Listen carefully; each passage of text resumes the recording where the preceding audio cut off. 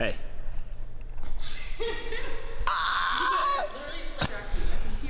On this week's episode of Wheel Talk, we're talking about the community. Yeah, dude.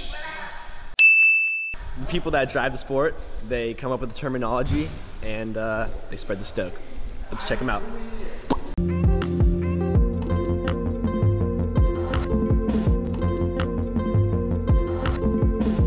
What's the biggest distraction in the office? Ooh, Sammy. Biggest distraction? Probably this. Allie's lurking eyes, dude. She's always lurking. Biggest distraction in the office? The workman's comp hazard named Sammy. Sorry.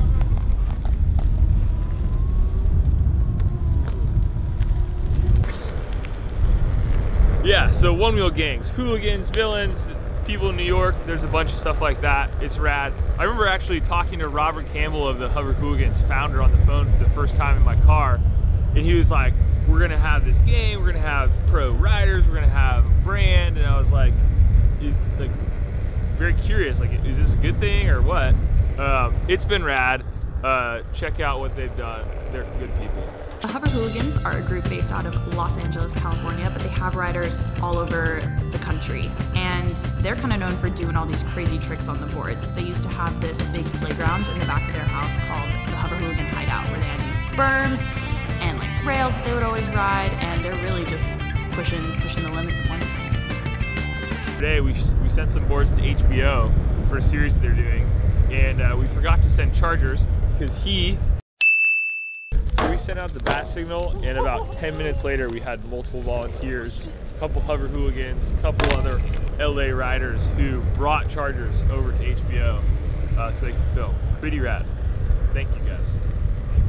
The One Wheel Villains are a group based out of Utah, which is essentially a giant one-wheel playground. They always are going on these crazy trail rides and group rides and really pushing the limits of where people are riding and what they're doing on the boards. And they were at Race for the Rail last year, and hopefully we'll see them out there again this year.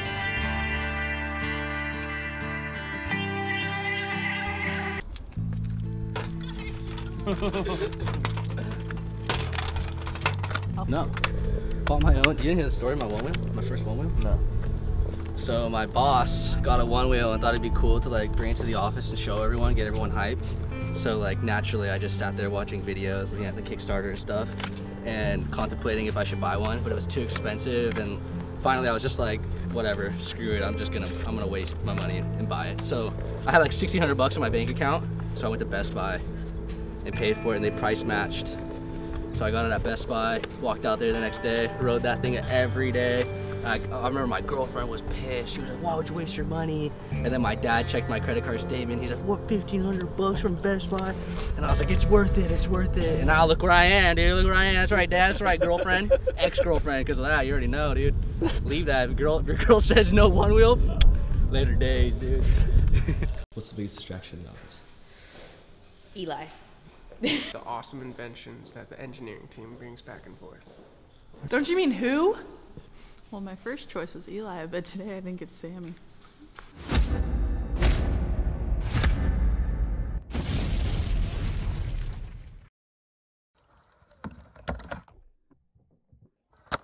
And then people were starting to call it like the Bodie bonk and the bonk, nollie bonk.